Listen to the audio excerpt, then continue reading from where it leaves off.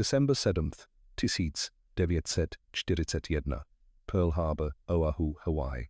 The sky above the Pacific is still painted in soft shades of purple and gold as the first wave of Mitsubishi A6M0 fighters screams over the water.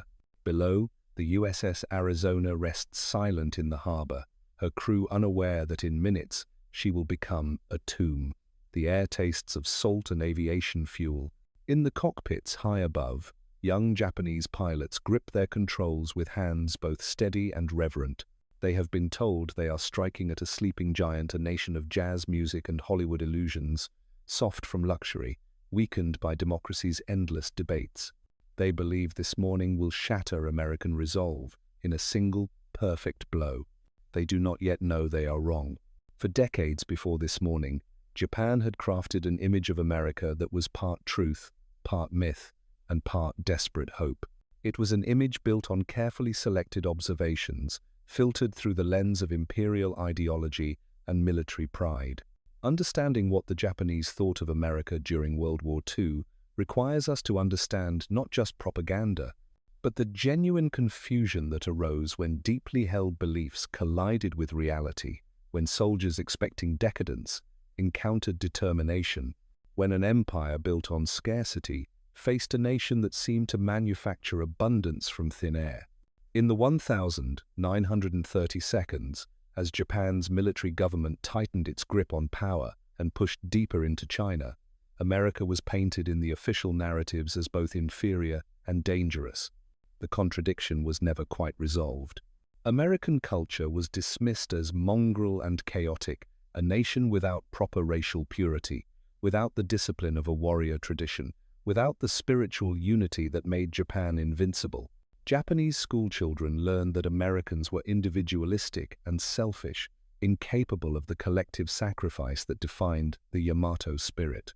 They were told that American men were weak, spoiled by materialism, more interested in chasing dollars than defending their homeland. Yet beneath this contempt ran a current of unease. Japanese military planners who had studied in America, who had toured American factories and naval yards, returned with troubling reports. Admiral Isoroku Yamamoto, who would plan the Pearl Harbor attack, had spent years in the United States. He had seen the oil fields of Texas, the steel mills of Pittsburgh, the assembly lines of Detroit. He understood what most of his countrymen did not, that America's industrial capacity was not a sign of spiritual weakness, but a weapon of terrifying potential.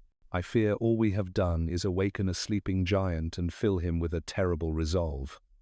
He would later write, though whether he actually spoke these exact words remains debated.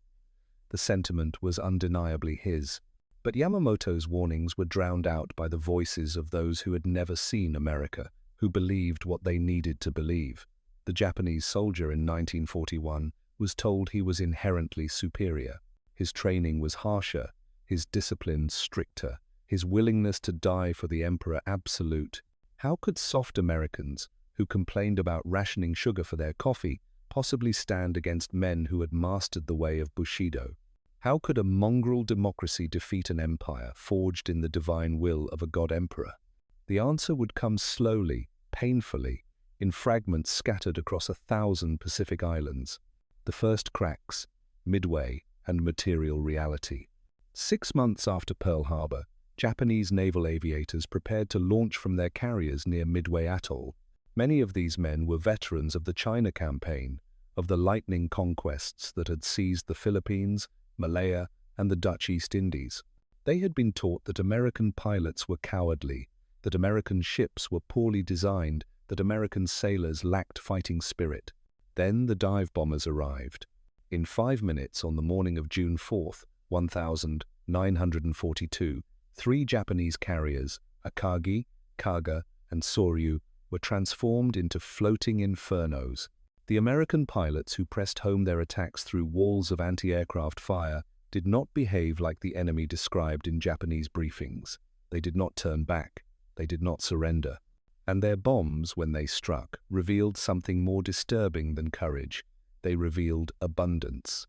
American forces were already replacing the losses of Pearl Harbor, already building new carriers faster than Japan could sink them, already training new pilots while Japan's irreplaceable veterans burned in the wreckage of their ships. The symbolic object that would haunt Japanese forces throughout the war was not a weapon, it was a can. American sea rations, scattered across battlefields from Guadalcanal to Okinawa, became a source of fascination and bitter revelation for Japanese soldiers.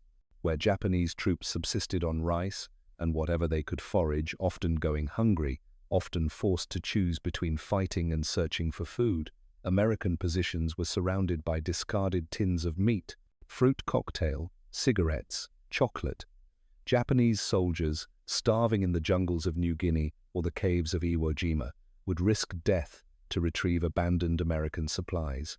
They wrote in their diaries with a mixture of disgust and awe about an enemy who seemed to treat food as disposable, who could afford to waste what Japan struggled to provide. One captured diary, recovered from Saipan in 1944, contains a passage that has been preserved in military archives.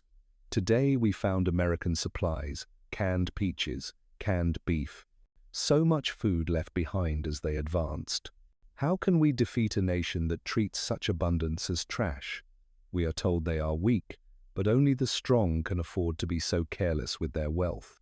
This was the cognitive dissonance at the heart of Japanese perception. They had been promised American weakness, but everywhere they looked, they saw American strength. Not spiritual strength, that they continued to claim as uniquely their own, but a material strength so overwhelming that it began to seem like a spiritual quality itself. How else to explain it? How else to understand an enemy who could lose entire fleets and simply build more, who could sustain campaigns across an ocean that Japan struggled to defend? The ideology of scarcity versus the reality of abundance. Japanese wartime ideology was built on the concept of scarcity, transformed into virtue. Soldiers were taught that suffering purified, that hardship created strength, that wanting less made you more than those who needed more. This was not merely propaganda, it reflected genuine cultural values, refined by centuries of limited resources on crowded islands. To endure without complaint, to sacrifice without question, to accept death without fear, these were the markers of true Japanese spirit. America represented everything this ideology rejected. Americans had too much space, too much food, too much of everything. Their abundance, in Japanese eyes, should have made them soft, should have made them vulnerable. The logic was ironclad. A people who had never known scarcity could not possibly understand the strength that scarcity forged. But the American soldiers who landed on Tarawa, who fought house to house, through Manila, who climbed the blood-soaked beaches of Iwo Jima, they did not fight like soft men. They fought with a ferocity that shocked Japanese defenders who had expected them to break under the first taste of real hardship. And behind them came an endless tide of supplies. Artillery shells by the thousands, replacement vehicles, fresh troops, medical supplies, engineering equipment, where Japanese defenders fought until they ran out of bullets and then charged with bayonets. American forces simply called in more ammunition. The transformation in Japanese perception was gradual and uneven. Official propaganda never wavered from its message of inevitable Japanese victory, of American moral decay, of the divine wind that would arise to save the homeland. But the soldiers in the field, the sailors on the few remaining ships, the civilians who began to experience American bombing raids, they could not ignore what their eyes told them. Lieutenant Tadamichi Kuribayashi, commanding Japanese forces on Iwo Jima, had lived in America before the war. He had traveled across the country, had seen Detroit's factories, had studied at American military schools. His letters to his family, discovered after the war, show a man caught between loyalty and truth. "The United States is the last country in the world that Japan should fight," he wrote. Yet he fought anyway, and brilliantly, extracting maximum blood for every inch of volcanic ash, because he understood that in a war of attrition against American industrial might, all Japan could hope for was to make victory so costly that America would accept a negotiated peace. It was a strategy born of desperation and realism. It failed. The sound of American democracy. In the final years of the war, As American B-29 bombers began to appear over Japanese cities with increasing frequency, they brought with them a sound that became synonymous with American power, the steady, droning thunder of thousands of engines, flying at altitudes Japanese fighters could barely reach, dropping tons of incendiary bombs with mechanical precision. The sound was not dramatic or heroic. It was industrial, inevitable, impersonal.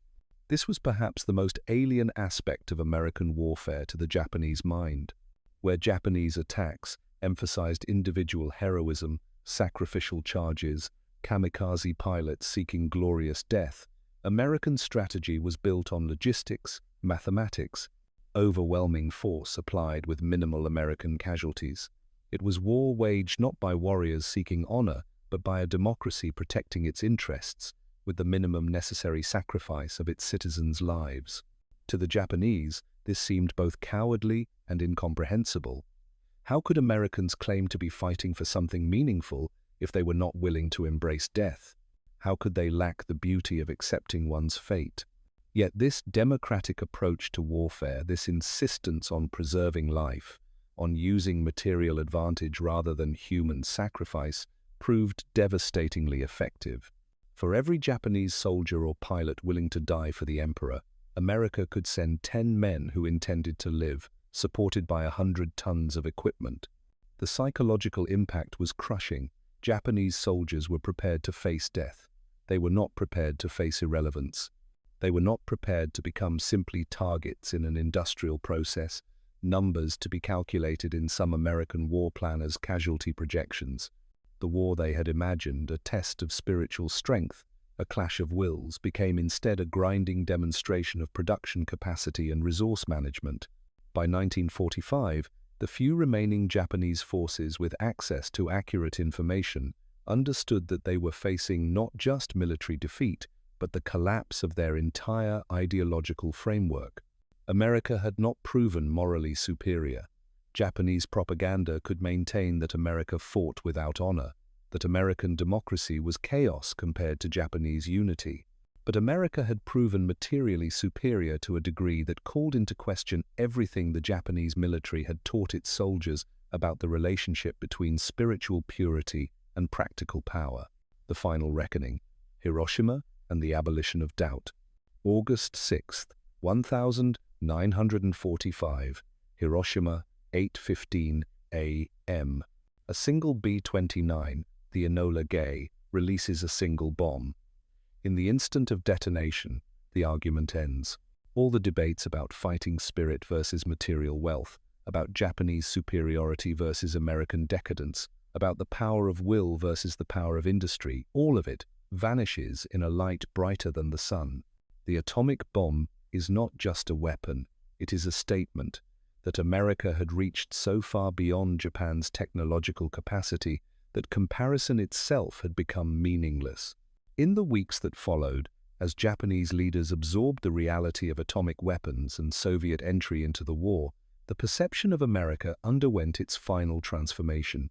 The emperor's radio address announcing surrender was the first time most Japanese citizens had heard his voice. He spoke of a new and most cruel bomb that threatened the total extinction of human civilization. Not Japanese civilization, human civilization. The implication was clear. America had become something beyond a rival empire, beyond even a superior enemy. America had become a force of nature, wielder of the fundamental powers of creation and destruction. Epilogue: the persistent myth and the uncomfortable truth. What did the Japanese think of America during World War II? They thought America was weak, until American strength became undeniable. They thought Americans lacked fighting spirit, until American forces proved as tenacious as their own. They thought American abundance was a symptom of decadence, until that abundance buried them under steel and fire. And in the end, they thought some of them, those willing to see that they had never understood America at all. The cans remain the perfect symbol. Those discarded tins of food scattered across the Pacific Islands, rusting slowly in the jungle heat. To Japanese soldiers dying of starvation, they were proof of American waste, but they were also proof of American capacity. Only a nation with such overwhelming abundance could afford to be wasteful. Only an economy so productive could treat food as disposable. The cans said, "We have so much that we can throw it away, and we will still have more than you." This was the lesson Japan learned in the crucible of total war, that democracy and abundance were not signs of weakness but sources of strength, that a nation of individuals, each pursuing their own interests, could nevertheless mobilize for collective purpose with terrible efficiency, that material prosperity and military power were not opposites but partners, that the sleeping giant, once awakened, possessed reserves of strength that empire and ideology could not match. The perception that began in contempt ended in forced respect. Not the respect of equals, the power imbalance was too great for that, but the respect of those who have learned through suffering that their assumptions were false, their confidence misplaced, their understanding incomplete. Japan had gone to war expecting a short conflict against a weak opponent. Instead, they found themselves trapped in a years-long struggle against an enemy whose material and human resources seemed inexhaustible, whose ability to absorb losses and continue fighting defied everything they thought they knew about warfare. The smoke still rises over Hiroshima, the cans still rust on Guadalcanal, and the question remains, echoing across decades, not what the Japanese thought of America, but what it cost them to learn they had been wrong.